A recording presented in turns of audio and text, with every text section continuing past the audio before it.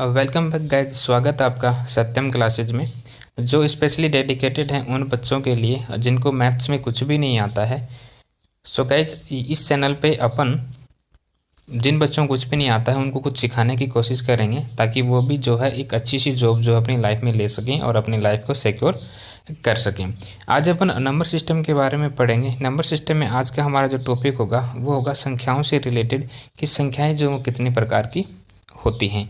हालांकि यहाँ से जनरली सवाल बनते हैं, रेलवे में तो पक्का ही से सवाल बनता है। कभी कभी इसमें आर्मी से भी सवाल जो बन जाता है। आर्मी में जो टीए वगैरह की जो भर्ती होती हैं और टेरिटोरियल आर्मी, तो वहाँ पर इनके सवाल जो पूछ ले जाते हैं और सिंपल से सवाल पूछे जाते हैं। बोल दिया जाता है कि निम्नलिखित में से कौन सी प्राकृत संख्या है, कौन सी प्राइम नंबर है, कौन सी नेचुरल नंबर है, इंटीजर नंबर। इस तरीके से यहाँ पे आपसे सवाल जो वो पूछ लिया जाता है। ठीक है। सो गाइज, बात करते हैं कि प्राकृत संख्याएं क्या होती हैं। एवरीवन गाइज, सभी को पता है कि प्राकृत संख्याएं क्या होती हैं। जनरली जहाँ से अपन गिनती स्टार्ट करते हैं तो वो क्या होती हैं, सभी के सभी जो वो प्राकृत संख्याएं ही होती हैं। ठीक है। उसके बारे में बात करते हैं। पूर्ण संख्याएं जिन्हें अपन बोलते हैं वोल नंबर, और वोल जो है ये साउंड दे रहा है आपको एक तरीके से होल की। और होल क्या होता है, आपने देखा होगा होल इस तरीके से होता है ना, तो whole that means whole. Okay.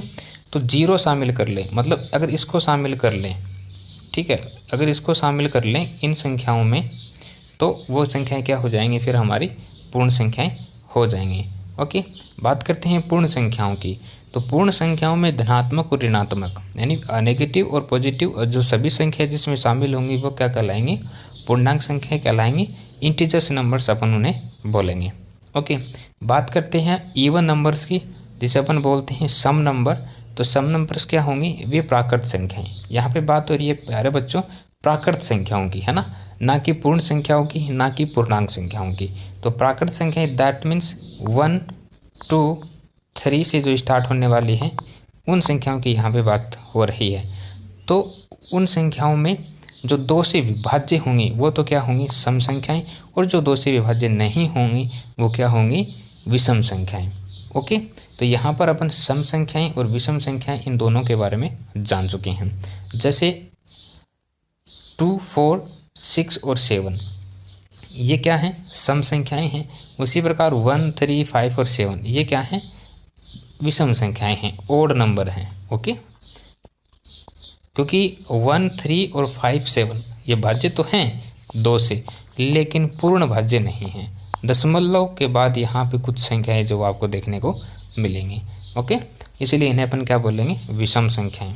उसी प्रकार अपन बात करते हैं भाज्य संख्याओं के बारे में। ठीक है। एक से बड़ी वे सभी संख्याएं, एक से बड़ी वे सभी संख्याएं जो खुद से, मतलब जो नंबर होता है 1 2 3 4 5 जो भी नंबर होगा वो खुद से और एक को छोड़कर किसी दूसरी संख्या से भाज्य हों। मतलब उनमें उन संख्याओं का भाग अगर जाता है तो फिर वो क्या होगी, भाज्य संख्या होगी। और अगर ऐसा नहीं होता है तो फिर वो क्या होंगी, अभाज्य संख्याएं होंगी। ओके। तो यहाँ पर हमने भाज्य और अभाज्य संख्याओं के बारे में जाना है। ये भाज्य संख्याएं होंगी और ये अभाज्य संख्याएं होंगी। ओके।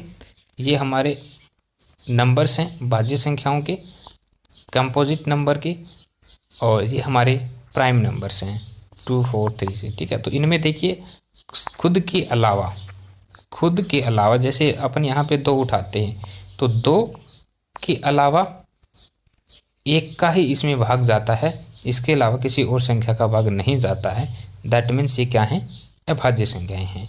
उसी प्रकार यहाँ पे अपन बात करें 4 के बारे में। जैसे यहाँ पर मैंने 4 उठाया तो ये 4 क्या है, इस 4 में एक का भाग जाता है, खुद का भी जाता है, और खुद के अलावा किसी अन्य संख्या का भी भाग जाता है, जैसे 2।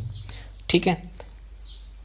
तो 1 का, 2 का और 4 का, तो खुद का भाग जा रहा है इस 4 में, 1 का भी जा रहा है, और किसी अन्य संख्या से भी ये क्या हो रही है, भाजित हो रही है। दैट मीन्स इसका मतलब क्या है कि ये भाज्य संख्याएं हैं, कंपोजिट नंबर्स हैं। ओके। यहाँ पर एक चीज़ और है ध्यान देने योग्य, वो ये है कि इन संख्याओं के अंत में जो संख्याएं होंगी, कंपोजिट नंबर जो होंगी, उन संख्याओं के अंत में आपको सम संख्याएं जो होंगी 2, 4, 6, 8, है ना, इस तरीके के जो मार्क्स होंगे वो आपको देखने को मिलेंगे। ओके, बात करते हैं परिमेय संख्याओं के बारे में और अपरिमेय संख्याओं के बारे में। तो परिमेय संख्याएं क्या होंगी, जिन्हें अपन P/Q के रूप में व्यक्त कर सकते हैं, और अपरिमेय संख्याएं क्या होंगी, जिन्हें अपन P/Q के रूप में व्यक्त नहीं कर सकते, वो क्या हो जाएंगी, अपरिमेय संख्याएं। ओके, तो यहाँ पर ये अच्छे से एग्जाम्पल मैंने आपको बताए हैं 2-3। जैसे एग्जाम्पल्स की अगर बात करते हैं तो 2/3। ओके, तो 2/3 को क्या कर सकते हैं, P/Q के रूप में लिख सकते हैं। यहाँ पे ये जो वैल्यू है ये P की है, और ये 3 जो है ये क्या है, वैल्यू है Q की है। मतलब अपन इसको क्या कर सकते हैं, आसानी से डिवाइड कर सकते हैं, भाजित कर सकते हैं। तो ये क्या होंगी, परिमेय संख्याएं।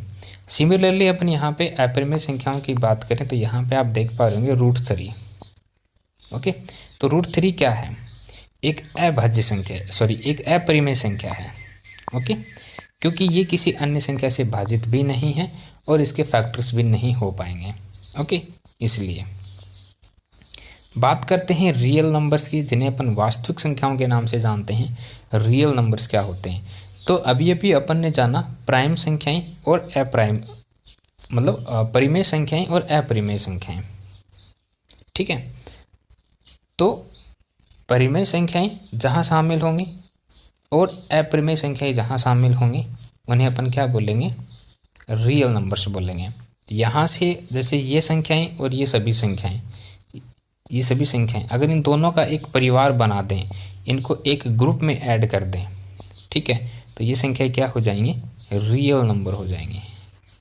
ओके, तो यहाँ पर देखिए 2/3, 1/-1/5, ठीक है, 0, यहाँ पर देखिए 0 भी शामिल है। ओके, और 2/5 और √2, तो जिसमें सभी संख्याएं शामिल होंगी वो क्या हो जाएंगी, वास्तविक संख्याएं हो जाएंगी। और काल्पनिक, यहाँ पे ये वास्तविक, ये टाइपिंग एरर है, यहाँ पे ये होगा अवास्तविक संख्याएं। यहाँ पे अपन इनको क्या बोलेंगे, अवास्तविक संख्याएं।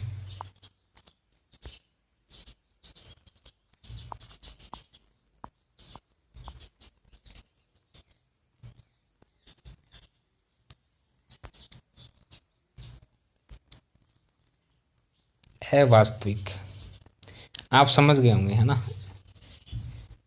अवास्तविक संख्या या काल्पनिक नंबर, इमेजनरी पार्ट्स जिसे अपन बोलते हैं ना, इमेजनरी पार्ट, ये इमेजनरी पार्ट, दैट मीन्स जैसे √2 माइनस का और √4 माइनस का, तो ये क्या है, इमेजनरी है, मतलब ये काल्पनिक वैल्यूज हैं।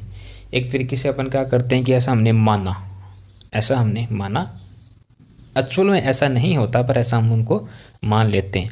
ठीक है, तो वो क्या होंगी, अवास्तविक संख्याएं होंगी। यहाँ पर अपन जिसे इमेजनरी पार्ट्स बोल सकते हैं और काल्पनिक का संख्या जिसे अपन आप बोल सकते हैं। ओके प्यारे बच्चों, तो आज के लिए इतना ही, मिलते हैं नेक्स्ट क्लास में कुछ क्वेश्चंस के साथ में, और कुछ इम्पोर्टेंट पॉइंट जो होंगे नंबर सिस्टम से रिलेटेड वो आपको बता दी जाएंगे। So guys.